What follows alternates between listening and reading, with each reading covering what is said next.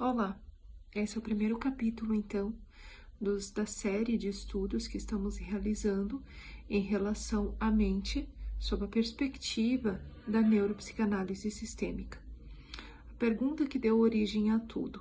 Durante muito tempo, acreditei que compreender o comportamento humano seria suficiente para explicar por que algumas pessoas prosperavam, enquanto outras permaneciam presas aos mesmos conflitos durante toda a vida.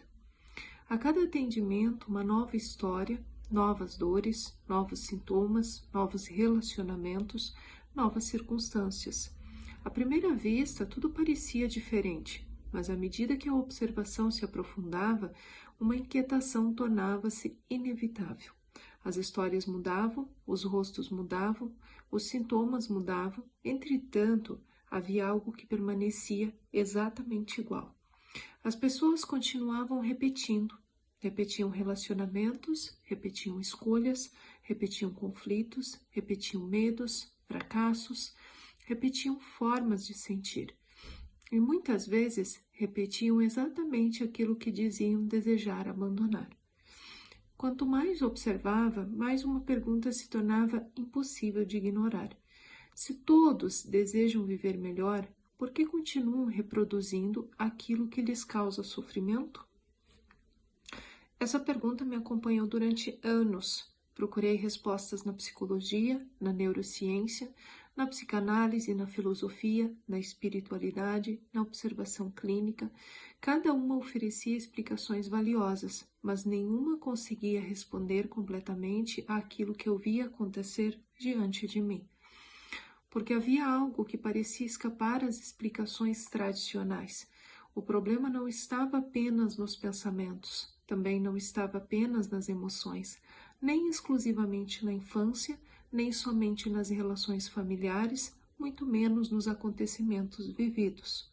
O sofrimento parecia obedecer a uma lógica própria, como se existisse uma organização invisível conduzindo pensamentos, emoções, escolhas e comportamentos em uma mesma direção.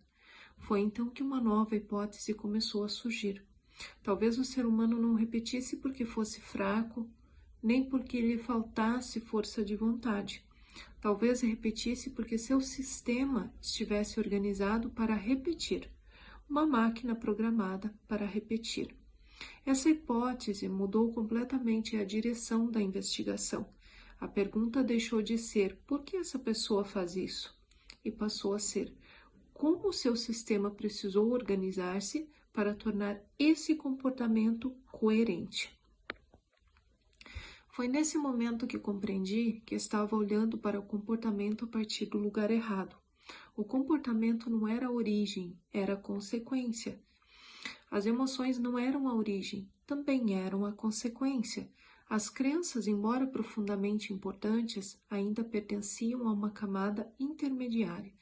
Tudo indicava que existia algo mais profundo organizando todas essas manifestações. Algo invisível, algo estrutural, algo que mantinha diferentes elementos funcionando como uma única unidade. Essa estrutura recebeu posteriormente o nome de arquitetura psíquica. Não surgiu como uma tentativa de criar um novo conceito, mas porque era necessário nomear aquilo que até então, para mim pelo menos, permanecia sem nome.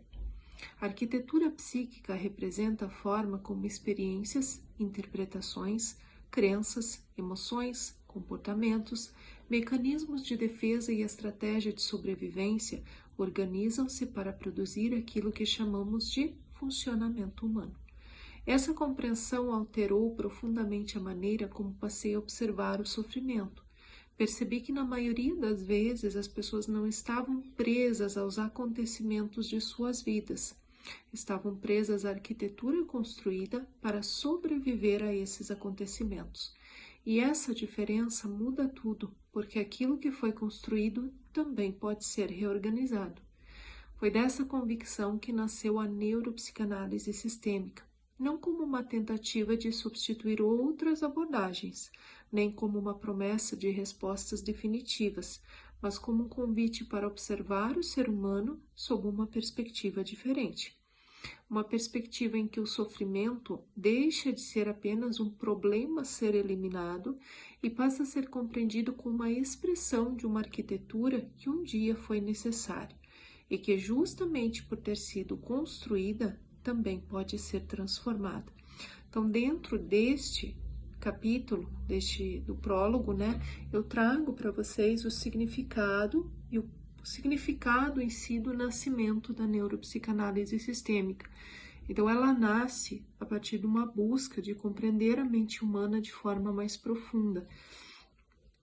Como que essa estrutura, ela age dentro do ser humano para manter determinados comportamentos e para manter uma realidade que a pessoa já conhece. Então, esse é o prólogo. No próximo vídeo, eu trago para vocês o primeiro fundamento da neuropsicanálise sistêmica, que também vai trazer um conhecimento mais profundo sobre essa questão.